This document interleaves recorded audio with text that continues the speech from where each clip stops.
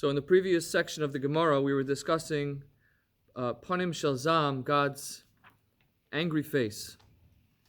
And we discussed this idea that as part of the necessary elements for the creation of the world, anger, strictness is an important element, but in very minute amounts. The Gemara continues, and we said that the moment of God's anger every day is a very small amount of time. This rega, this moment, says the Gemara, the ein kol birya yechola lechavein osa hasha. No living creature can identify this moment. Chutz mi bilam harasha, except for the wicked Bilam. Tichsiv bei v'yodea da'as elyon. Regarding him, the Torah writes, and he knows the mind of the supernal, or he knows the knowledge of the supernal, which seems to indicate that Bilam has some deep understanding of Hashem, of God. The Gemara questions this, saying, Hashta das behemta lo havayada. He couldn't even understand the mind of his own donkey. As we know, the Torah describes the incident in which the donkey stopped walking in the path, and he got angry at the donkey, and he starts to kick it and hit it, and ultimately God opened the mouth of the donkey, in which the donkey explained to him. So, and the Gemara goes into a little bit of some versions of the Gemara have a conversation between Bilam and the donkey, in which the donkey bests Bilam in an argument. So, in any case, Bilam is not a very intelligent person, not a very insightful person. Why are we attributing to Bilam some kind of supernal wisdom when he clearly doesn't have any kind of spiritual gift? So what is this da'as elyon? What is this supernal knowledge that he has possession of? The Gemara answers, what is that? Ela melamed shayayodea lechavein osa shah shakodesh baruch hu koes ba. Rather, it means that he knew how to identify that moment that Hashem's anger. Now,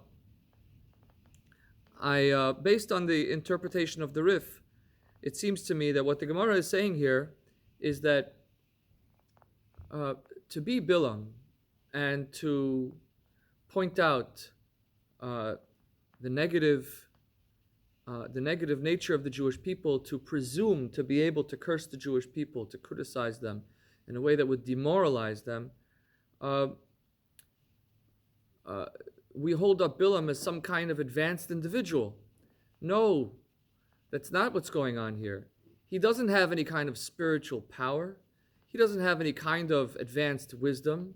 Rather, what he does is focus on and identify something which is in existence, something which is perhaps plain for all to see, but I know that's not exactly the exact text of the Gemara, doesn't indicate that, but bear with me. He focuses in rather on an element of existence in an undue manner. That is, Bilam doesn't have any kind of power to make a curse for the Jewish people that in some way doesn't exist. He doesn't have the power to convince God of something because of his spiritual wisdom. Rather, what he's doing is he is being mechavein, he is focusing himself on one unique element, on one out of context moment. He's focusing on a moment out of context. And in so doing, he brings about negativity. And really, there is a unique skill in propaganda, which is not evidence of spiritual wisdom. Rather, it's evidence of a particularly myopic and cynical attitude. But it's a skill to be able to take one moment out of context, a moment which, in the bigger picture, is understandable, how it's necessary and how it's good for the well-being of society, etc., etc. You focus this this moment in an undue and out of context way, you can build a story that's negative and destructive. And Bilam was apparently skilled at focusing in an out of context way, in a way that was beyond any other person alive. In fact, it seems to me that all racial stereotypes are a kind of mechavein la'osa shoah shel zam, focusing on this moment of anger in a way that's out of context. Look, fact of the matter is, racial stereotypes are often have some measure of truth to them. So let's look inwards at Jewish people. There are stereotypes of Jewish people that, without going into details, we have stereotypes of Jewish people, and we might concede that those stereotypes are true, and we know people who fit those stereotypes. Why then don't we hate Jewish people if we concede that those stereotypes are true? The answer is that we know the whole Jew. We don't just know the stereotype. We know this person may be looking for a bargain, but we also know that he's very compassionate and loving to his family. So if the only thing you know about the guy is this one out of context detail, then it can lead us to have a wrong picture.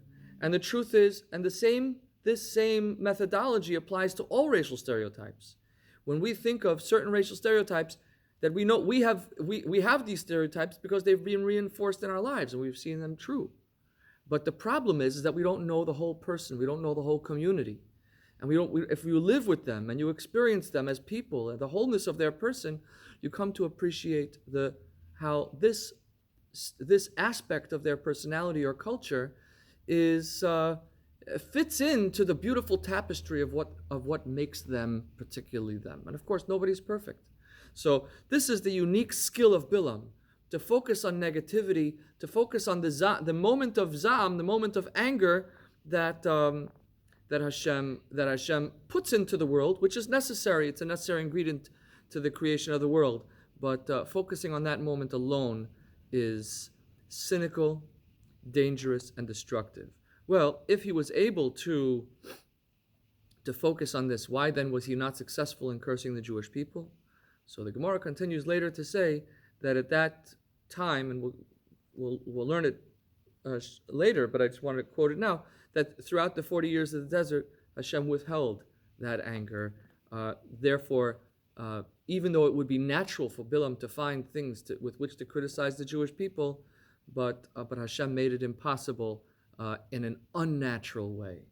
Because it would be natural to be able to curse the Jewish people, but Bilam was unable to do so because of Hashem's desire to keep the Jewish people in existence and to bring us to the promised land.